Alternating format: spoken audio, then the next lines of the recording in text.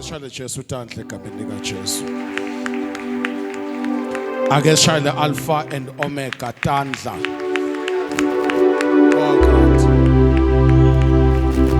Senze makhelwane umvusele nje uthi high five. Vusele makhelwane egameni lika Jesu. Hallelujah.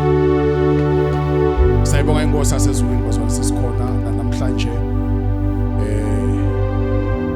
Emini egameni lika Jesu ngicela ukuthi ningivumele ngizame ukuxosha isikhathi ngoba kukhona la kumele mangiphuma la ngiphinze ngiye khona igama lenkosi alibonga kazi isikhathi sethu sesivele sibalekile. Amen. Siyabonga kakhulu ke uNkulunkulu namhlanje emini ngiyanifusela abazalwane egameni lenkosi.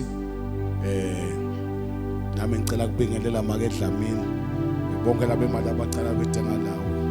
Amen. Jesus ekathi samcela lo mzalwane ngicela simemukele simshayele tandla.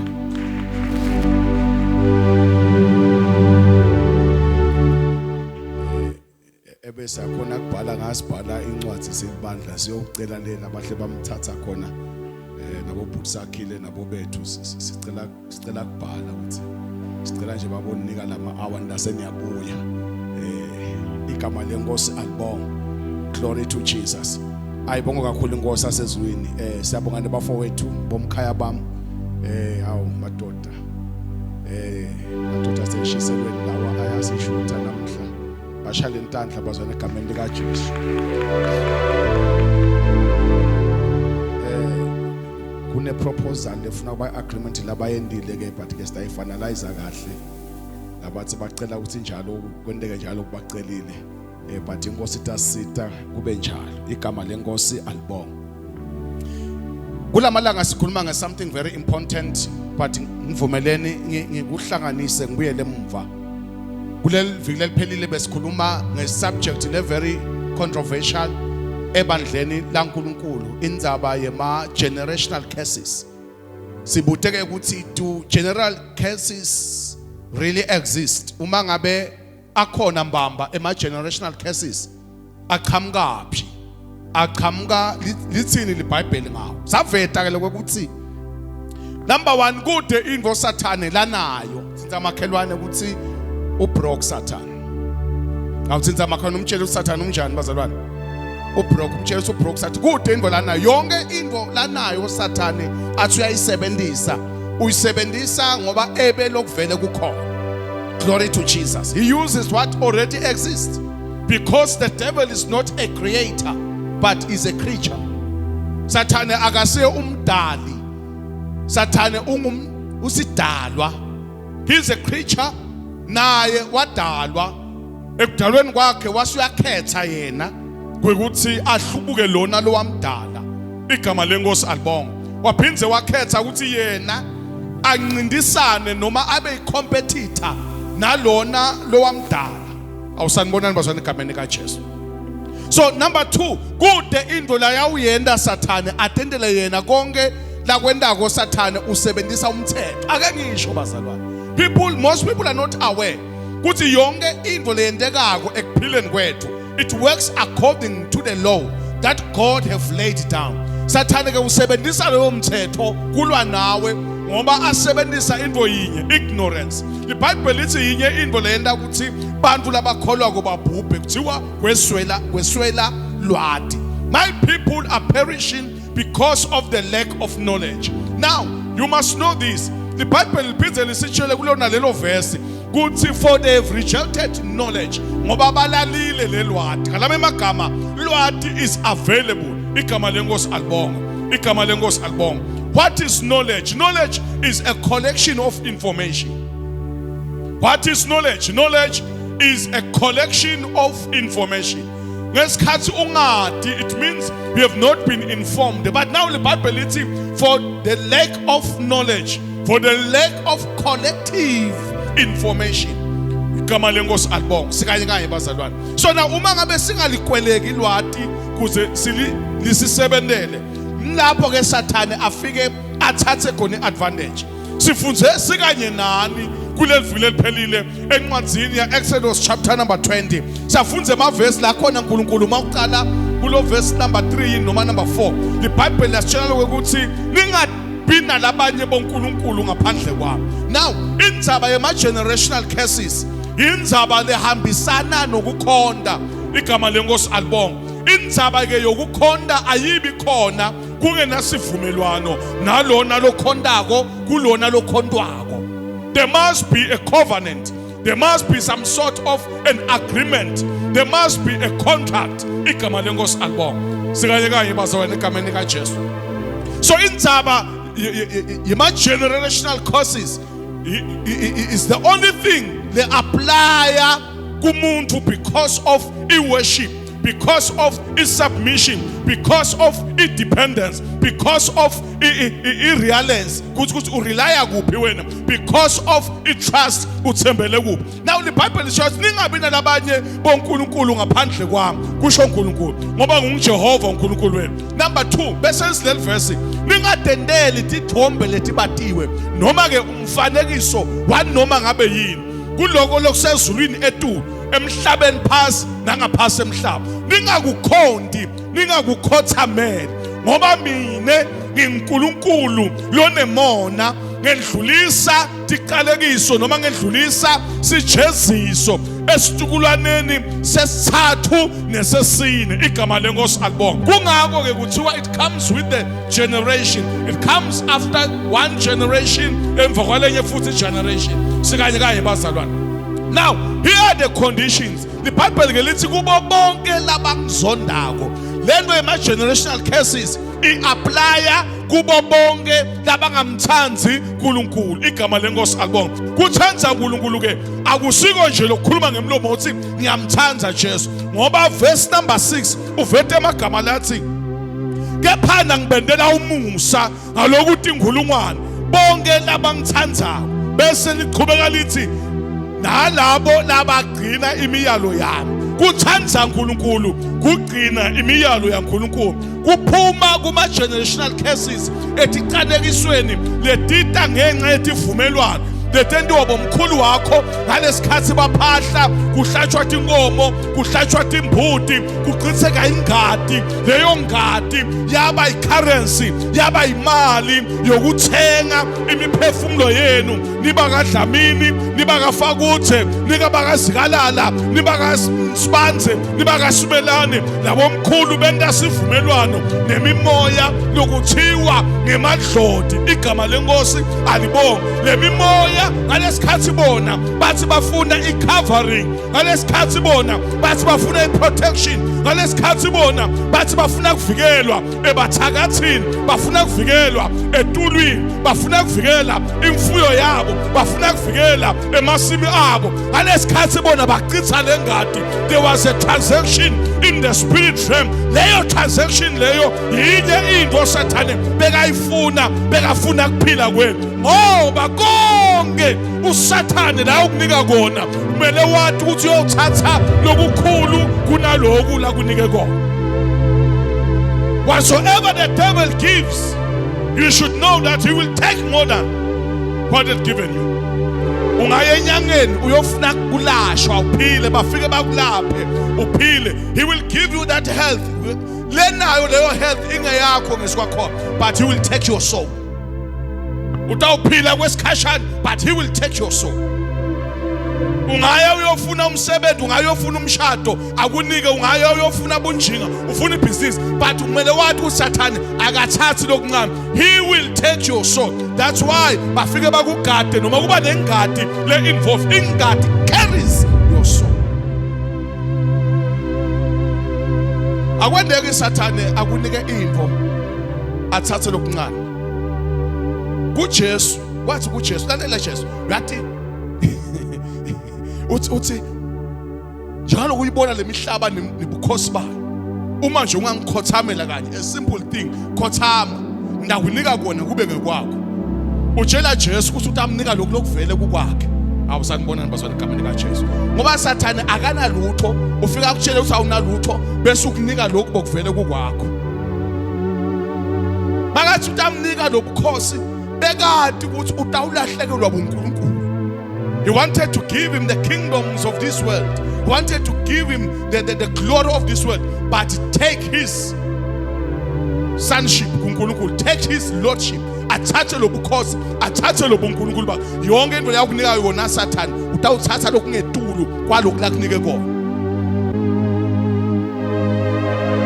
Yonke into yakunika kona Sathane uthi wena ngajabula, ngawuthola umsebenzi, ngawuthola umshado, ngamthola umfati, ngayithola indvodza, ngathola imoto, ngathola ibhizinisi, ngathola bowathi ukuthi Sathane uthethe lokukhulu kunalokhu lakunike kona. It's just a matter of time ukuthi udiscover ukuthi kukhulu kangakanani lokulahlekele. Labanyendi abadiscover basaphila, badiscover mabengce emhlabeni ukuthi kukhulu lokwathathwa kimi kunalokhu lenganikwa kona. So the Bible is, how do you break yourself away from these curses? Umusa doesn't come with merit. Awuthola umusa ngoba udeserve. Uthola ngesihaba. Glory to Jesus. Uthi ngibendela umusa lotingulungwane, thousands and thousands, kubo bonke labangithandzako bagcina imiyalo yami. As long as ungakabuyeli uNkulunkulu ngalokuphelele, uyahamba onke ama deliverances, uthandazelwe, unike ama temporary solution. I-permanent solution ita ngokuthi wena utinikele wonke umthanze mbamba uNkulunkulu bese uphila ngokwetimiso takhe.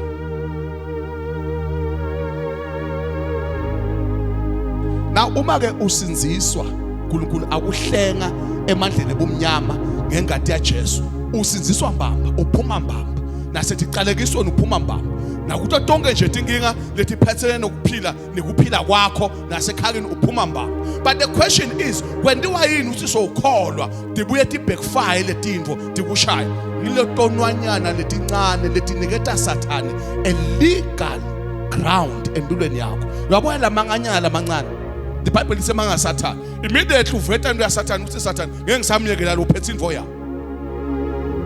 Lamanganyana lamancane lenhlebanyana lencane lemijolwanyana le pride anyana, those are the things lothi noma sosinzisiwe tende Sathane abe nemvumo yokubuya atakukhama ngetiqalekiso takini athi lo wabaleka lo mkhulu wakhe beka sayinile lo kuthi kude lo yophumelela kuleli khaya uma angasubmit kuSathane. Nguwe lo nika Sathane luthuba. That's why the Bible lithi ningamniki Sathane ini indzawo, ningamniki Sathane ini bazalwane indzawo. Glory to Jesus. Kungakho iBhayibheli lithi bonke labanelithemba lelinjalo lokubuya kwaJesu bahlala batihlambulula impela, bahlala batingcwelisa impela. Alamanye amagama lokutihlambulula akusilo umthandazo uthi sengolala uthi awuba besithethelele tono telisuku nakhona uyendlulisa kube bethe deep meaning in your heart uyenza nje ngoba wathi usakameli ngidale ngakathandaza. But this is so serious ukuthi utendlala mbamba uthi Nkosi ngikhulume kabi, Nkosi ngizindle kabi, Nkosi ngiqambe manga, Nkosi ngihawukele, Nkosi ngithathele okungasiko. Lord forgive me. Bible says God searches the heart. Uyaweva lamagama lokuba ngemlomo, but God searches the heart. So when it comes to generational curses, uyawuthandazelwa baze bakungethelela amanye bakunike mandi, bakunike netithawula, bakunike nemaseshe, bakunike nemafutha, bakungethe tinye tinkinga twalo lonado uve ungathi kasebesebenda ngeke tisuke kuwe unless ubuyele uNkulunkulu. Nguye kuphela lonemandla okutisusa bawukuthandazela baze uzohamba imithandazo ngemithandazo uve uthi ngala nakathandazelwa uye khona.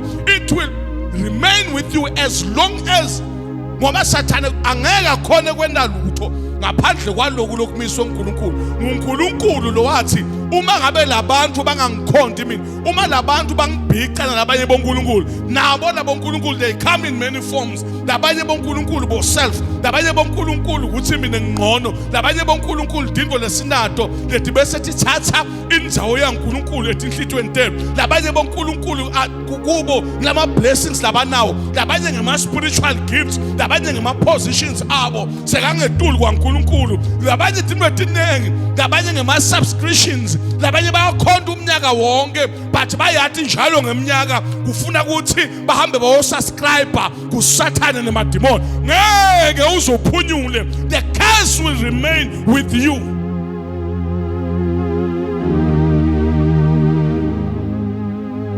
grace will remain with you.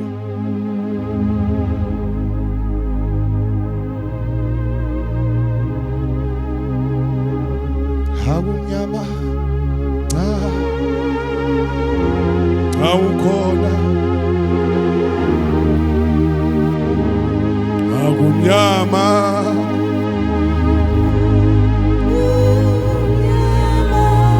akumnyama awukhona akumnyama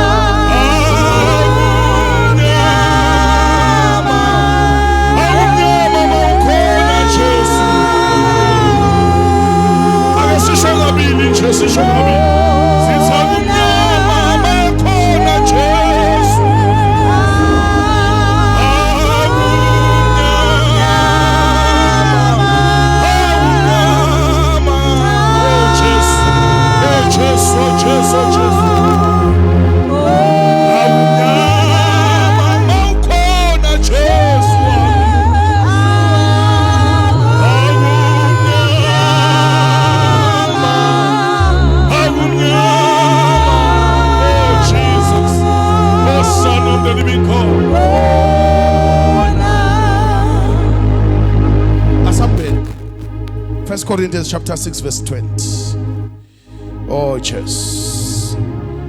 1 Corinthians chapter number 6 verse 20. Nathengwa ngelinani lelikhulu. Ngakho ke mthumiseni uNkulunkulu emitimbeni yenu. Nathengwa. Awu, bazwana sike sakufunza le verse le. Asambeni nalo. Nine nathengwa ngelinani lelikhulu. Ngalesikhathi niboshiwe nilapha ngalesikhathi ningasibo baNkulunkulu ngenxa yemisebenzi yenu ngenxa yedivumelwano lenatenda naSathane ngalesikhathi nenda sono ngenxa yedivumelwano lenatenda nemadimoni ngalesikhathi nisengakakholwa nine nisaphahla nine nisalanza ticalekiso nine nisahamba tinyanga ngalesikhathi banelapha bathatha ingadi yenu. Leviticus chapter number 17, the Bible is telling ukuthi ningayidli ingadi, verse number 10, ningayidli ingadi ngoba kuphila kusengadini, ninikete ingadi for the atonement of your souls, kuze kuhlengwe imiphefumulo yenu, kuze nilumle igama lithi atonement lisho ukuthi lisho to redeem, legama lelithi atonement lisho to be reconciled to God, legama lelithi atonement lisho to be amended, kulungisiswa, to correct the wrong. Legama lelithi atonement lisho kuphinzwe nibiselwe esimeni nasenzaweni efanele, nihlengwe egameni likaJesu alibonge. Uthi ke nathengwa ngani? Nathengwa ngelinani lelikhulu lengadi yaJesu bese inibhadalela you surely deserved ukuthi niyawulahlwa, you surely deserved kuphila phasi etiqalekiso netinkinga netinsayeya kwase kuqhamuka ingadi lenibhadalelako ngoba ingadi is a currency in the spirit. Ayikho i-currency ungalenza ligolide, ungalenza lidola, ungalenza lipawundi, ungalenza li-euro. Ayikho imali lenevelu lefana nengadi. There is no currency lekhona emhlabeni lenevelu lefana nengadi. Glory to Jesus. Kungako tinto masethishubile nalabanemali bafuna lokunengadi, mangabe ibhizinisi ayihliphika nalabanemali bafuna lokunengadi. Igama lenkosi alibongwe. Akunendzaba ukuthi ingadi yami, ingadi yetilwane, timbuti netimvu netinkomo nematuba nawo kwabonakala ukuthi kuneweight, kunemali. Kungako kwakhona kumbonya tono tebahantu. Igama lenkosi alibongwe. Ingadi inemahandla, ingadi i-currency, ingadi khona kubhadala sikanye kanye bazalwane. Kungako Jesu wathi umakanikela ngemtimba wakhe kwase kuqhitheka ingadi ngoba kude imali, kude linani ungahlanganisa all the economies of the world, imali yonke yekhona emhlabeni, it cannot match the value of the blood of a human being. How much more the blood of Jesus? How much more the blood of Christ? How much more the blood of the Messiah? How much more the blood of our Savior? Sathengwa ngegazi.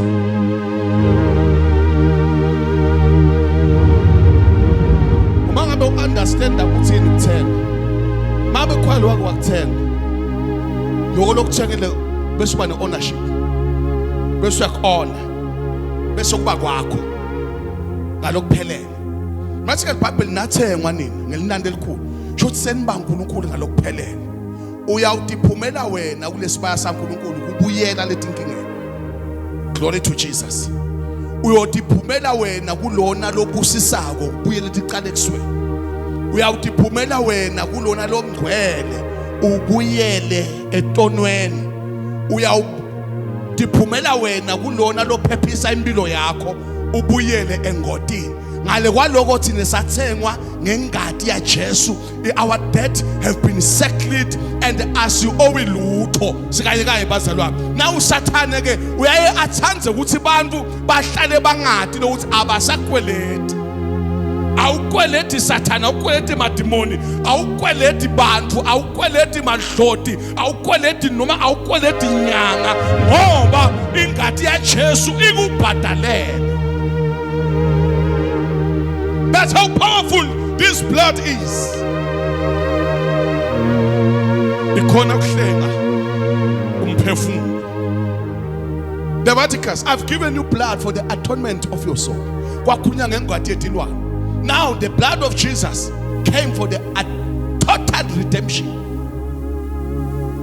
Paid the price in full. Sahlenga. Kungako iBhayibheli lithi nina lesensinisiwe ningakhona njani kuphinze nibuyele niyophila etonweni.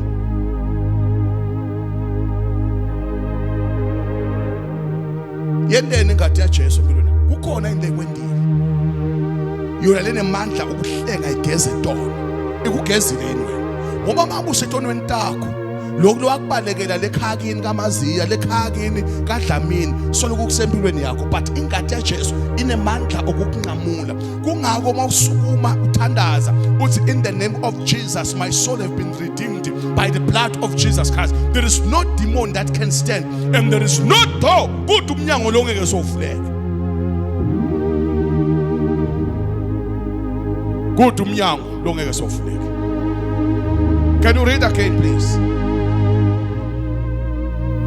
Nathengwa ngelinani lelikhulu. Nathengwa ngelinani lelikhulu. Hawu ebethu ungathi nginathengwa ngelinani lelikhulu. Ufuna mina uthi nathengwa ngelinani kwasho ukuthi lelikhulu. Kuvakala ukuthi hayi uphethe inguzanguza la.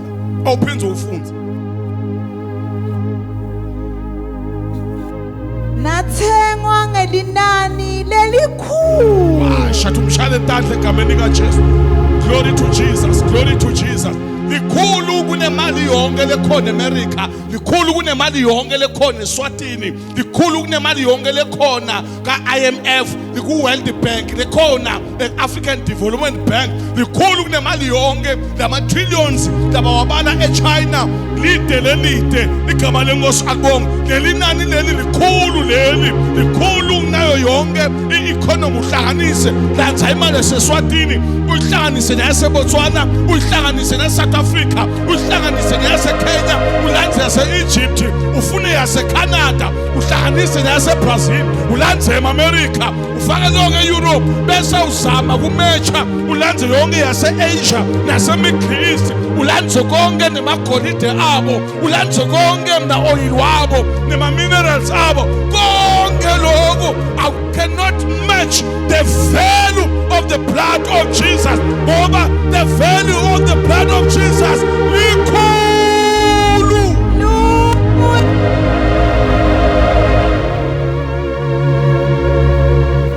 Nathema ngelinani lelikhulu. Nathema. Once you understand the law, mark my words. Once you understand the law, akuna Satan attack terrorize empilweni yakho. Akuna demon, akuna mthakathi attack terrorize. Angeke uhlale kwesikujana bakuthumbele kwesikujana. Ngeke uyohlala kamthakathi kathi uthe ngoba sezulwini. Wonke umuntu lothengile into la ithengile uhamba nayo. Sanibonani bazwana igameni kaJesu. Yonke into la ibhadele umuntu masekede esikwelede ibuya kuye. Mangabe ngumhlaba i-title deed ibhalwa yena, ayibhalwa libhange. Mangabe imoto i-blue book ibhalwa yena, seyakhe. Ngeke usamenda lutho, ngeke usayithatha, seyakhe. Umuntu angena la esitolo athenga sinkwa uhamba naso, sesakhe. Ngeke wona kuthenge Jesu bese uhlala lapha bosigujana sebakuthebulile, sebakwebile, uhlele njani la wasikhona ngoba ekhaya kini uyafuneka.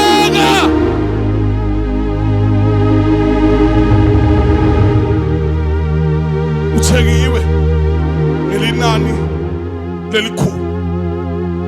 Once you understand the law, there is no door that cannot open. Uyabona mawungabe sowasekhaya ngokuphelele, mangabe sowasekhaya ngokuphelele, awukhulumi ngaNkulunkulu wabo, ukhuluma ngaNkulunkulu wakho.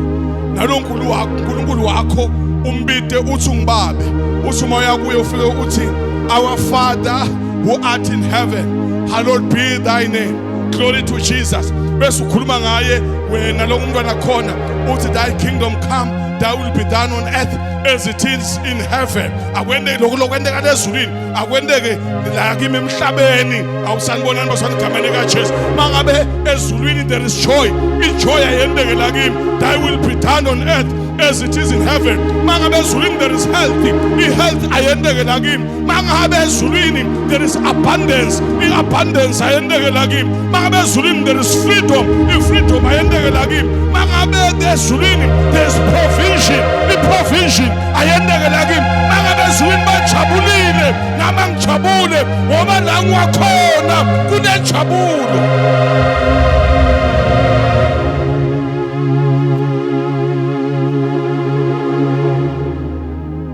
Sikayikayi bazalwane, ngoba wena wasezulwini, God is your provider.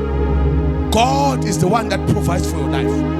Glory to noma ngabe kuthiwa ufowasi into yakugcinakela angisathi usita wena njani bese uyavela uNkulunkulu uthi no ugcina la. Namhla I'm stepping in, udeyini ude kudla, namhla I'm stepping in, I'm bringing food. Awusanibonani bazwana igameni kaJesu, sanibonani bazwana igameni kaJesu. If you are stuck in the dark, awusathi utawuhamba ngani bese he steps in athi I'm bringing a car, itakuthatha out of the blue nje bese kuqhamuka usito lisimevu. Umangale kuthi kanjani uNkulunkulu wenda nawo labathi give us this day our daily bread. I'm giving you the heavenly supplies. Uzosho na uthi bese ngimangele, awuyathi bese ngmazi na uthini bokumangele wena ezwini bebangakamangala. Sathengwa ngelinani lelikhulu, siphumile etiqalekisweni. Lama covenants lawa beswasayinile ngalesikhathi sethi inyangeni, bathatha ingadi yethu basigada. Lawo ma covenants lawo have been terminated, ajutshiwe, aqinyiwe, akhanseliwe. Glory to Jesus. Lama covenants lona lawa lo wawenda ngasikhathi usaphile esonweni. Glory to Jesus. Ngasikhathi usajola lawo ma covenants lawo lendeka ngemtimba wakho through your blood. Lawo ma covenants lawo aqinyiwe. Glory to Jesus. Lona lo sezulwini ukuthathe wakukhokha kuwo wakuletha ngala wena wabese uba sidalwa lesisha. Let's get you in Hebrews chapter number 12.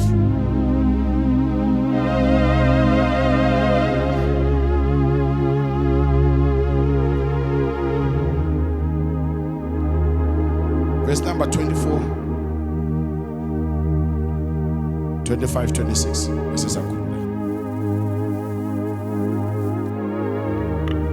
nakuJesu umlamuli wesivumelwano lesisha. Nakujesu umlamuli wethu, our mediator. Losasendele lesivumelwano lesisha. Lesisha asisifaki lesisentiwa bobaba wethu. Asisifaki lesisentiwa bomkhulu wethu. Generations after generations. Asifaki le commitment bebayendile ukuthi thina la kulomndeni wakithi siphila kanje. So kumiswa lesisha new. Glory to Jesus. That's why kuthiwa thina sesinjani bazalwane. Sesingcwele, sanibonani bangcwele egameni likaJesu. Lesivumelwano lesisha sisenda sibe ngcwele. Leligama lelithi ngcwele lithi lisho ukuthi to be set apart. But uma ulandzela kahle ngeShebheru lisho to cut, lisho ukujuba, lisho ukujuba. Alama amagama you cut then set aside. Awusanibonani bazalwane kaJesu. You cut and separate. You cut, lisho to cut, lisho kunqamula, lisho kujuba. Thine sesijujiwe kuyo yonke iconnection emandle bomnyama. Sesijujiwe sase siyehlukanisela. Sanibonani bazalwane egameni likaJesu. Niyabona bomake mabapheka inyama bayijuba bese bathatha lo mlende uyasuka. They've been set aside but after a cutting. Glory to Jesus. So now thine sijujiwe salunyulwa even salunyulwa emadimonini salunyulwa etonweni kwajujwa sase siba set aside. So that's why ke kuthiwa thine sine mediator lesesende lesivumelwano lesisha. Ingadi yakhe isiphathele lokukhulu kunengadi yaAbele. Now the blood of Jesus speaks better things. Alama emagama there is a talking happening, there is a declaration. Kunento leyendeka kweveni lokomoya ngoba ingadi yonke iyakhuluma kuthi ingadi lebenzile neyaAbela yakhuluma igama lenkosi akubonga yonke ingadi yakhuluma lena iyasikhulumela lena iyasi-advocatela lena iyasimelela lena iyasi-defender ingadi yaJesu ayikhulumi accusation ayikhulumi doesn't curse but it advocates on our behalf. Iyasimelela kungakuthiwe lo Jesu lo uyimediator. Umediator ngani? Ngemaphepha senkantolo. No, umediator ngengadi yakhe. Qaphelani ningamali lowo lokhulumako. Qaphelani noma nimakholwa. Qaphelani ningamali lona lokhulumako. Ukhuluma ngani Jesu? Khuluma ngengadi yakhe. Qaphelani ningamali. Ningamflatheli, ningasuki kuye, ningamrefuse lona lokhulumako. Nangabe bangaphunyulanga labo labamala lowo abebaqaphelisa alapha emhlabeni. Jesus. Nathi ke singeke siphunyule. Ngeke uzophunyule kuSathane. Ngeke uzuphunyule emadimonini. Ngeke uphunyule emandleni bomnyama. Ngeke uphunyule kubathakathi. Ngeke uphunyule kuyo yonke inkinga lekhona emhlabeni. Ngeke uphunyule dicalexweni letita nokuthi bokhonde emadloni. As long as umala lona lokhuluma lokungcono kusho wena ufuna ukukhuluma, ufuna nawe lokhuluma imbubhiso, akhulume sijeziso, akhulume accusation, but qaphelani ningamali. Qaphelani ningamali lona lokhulumako ngoba bonke labamali abazange sebasinze ngisho laba labamala angakaye esiphambanweni nabo abasinzanga nalo uzobuya esiphambanweni akasakhulumi ngempimbo nje kuphela ukhuluma nangengadi yakhe nani uma nitawumala ngeke nizendzabule ngeke nisinze tinkinga kutaba bomahlala khona tiqalekiso kutaba bomahlala khona tinyembeti kutaba bomahlala khona ufelani kangaka umalile lo lokhulumako siphunyule nasala kuthatha texwayiso talowo lokhuluma asezulwini. Singeke siphunyule mangabe siyala kuthatha texwayiso talona lokhuluma asezulwini. Uthi ningabi nalabanye bonkulunkulu ngaphandle kwami. Uma ngabe nitabana nabanye bonkulunkulu ngaphandle kwami, nina ngeke nizenzabule ngoba siJesu saba setukweni netulo etilandzelayo. Lona lokhuluma esezulwini uthi bani ningcwele ngoba naye angcwele. Uyaniqwayisa lona lokhuluma esezulwini uthi kubalekeleni konke lokubonakala kukubi. Lona lokhuluma asezulwini uthi ningalingisi lelive. Lona lokhuluma asezulwini uthi thandazani ningayeki. Lona lokhuluma asezulwini ukhuluma lokuhle nalanithandzela kona. Uma ngabe ke ningede namlaleli ngeke nijabule. Qhubeka. Livi lakhe lanyakatisa umhlaba. Jesu. Kodwa nyalo sewethembisile wathi ngitawuphindze nginyakatise. Tawuphindze futhi enjani anyakatise. Mfundza ugcine 29 sale sihamba sekhaya. Hayi umhlaba kuphela. Hayi umhlaba kuphela. Kodwa nelizulu. Nelizulu nalo. Lamavi lathi ngitawuphindze. Akhombisa ngalokukhanyako ukuthi konke lokudaliwe kutawunyakatiswa kususwe. Yebo. Kuze kuthi kungeke kunyakatiswe. Kuze kuthi lokungeke kunyakatiswe kusale kunjalo. Ngakho ke asibonge kwemukeleka. Jesu. Asibonge kwemukela umbuso longeke unyakatiswe. Ngale ngathi ya Jesu liyasigeza semukele umbuso longeke uze unyakatiswe. Sikhonde uNkulunkulu ngalokwemukeleka. Bethu laliva liphaphelile thina kade ngolifileni ngoba lifundwa ngo. Sikhonde uNkulunkulu ngalokwemukeleka. Kusho ukuthi kukhona kukhonda uNkulunkulu ngalokungemukeleka. Hello. Ngakhumbula lasuka khona abazalwane. Kusaqhamuka ku chapter number 4 waJohana. IBhayibheli lasitshela insumasumana athi Jesu kukhona labakhonda babengeliqiniso. True worshippers. Wathi Jesu kunema true worshippers kunabakhonda babe ngeliqiniso. Namhla sitshela ukuthi ikhona ukuthi ukhonda uNkulunkulu lento lo yendako ingamukeleki. Amen. So thina lokuthi sigezwe ngengathi ya Jesu sihlengwe isikhulumele isiadvocatele bese kwenda ukuthi simkhona kumkhonda uNkulunkulu ngalo kwemukeleka. Simhloniphe ngekuthuthumela. Sende njani uNkulunkulu? Abazalwane uNkulunkulu uyahlonishwa ngeke uhlekwe ngengati yakho. uNkulunkulu umthathe kancane akasibra yakho. Sinza makho uthi makhe. Wamende ibra yakho. Simhloniphe ngokuthuthumela. Naliva uthi likhulu verse sifundzayo. The New Testament. Lithi uNkulunkulu kumele simhloniphe ngokuthuthumela. We should know sigaba sakhe nokuthi sibobani. Simhloniphe ngokuthuthumela. Ngobe lo uNkulunkulu wethu ungumlilo locothulako. Ngoba lo uNkulunkulu wethu ungumlilo locothulako. Ngiyacela simene ngithi ngakho Jesu.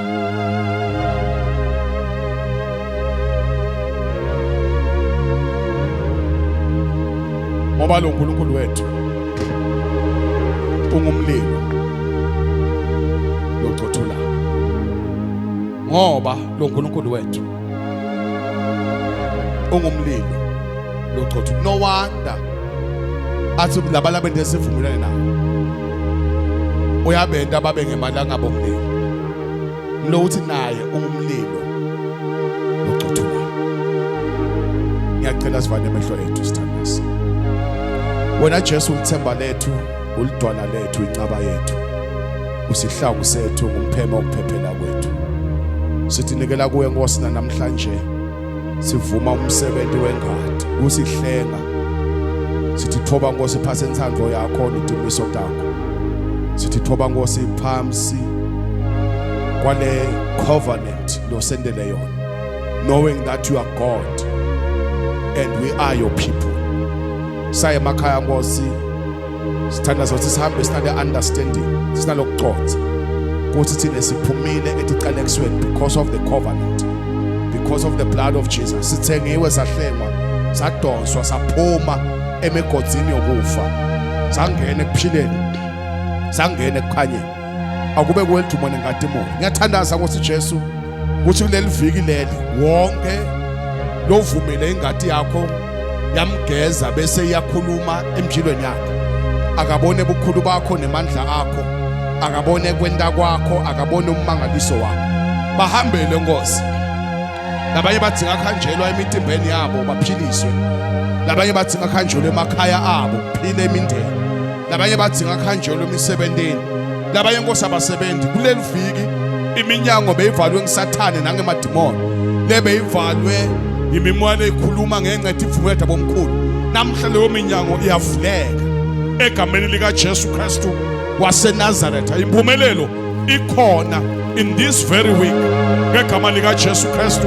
Emsebentini ayikhulume ingadi ya Jesu, emshadweni ayikhulume ingadi ya Jesu, ebhizinisini ayikhulume ingadi ya Jesu egameni lika Jesu Kristu waseNazaretha. Akube kwelithumone ngadimulo, akube kwemandla nebukhosi, in Jesus mighty name. Amen. Akashade Jesu tandla.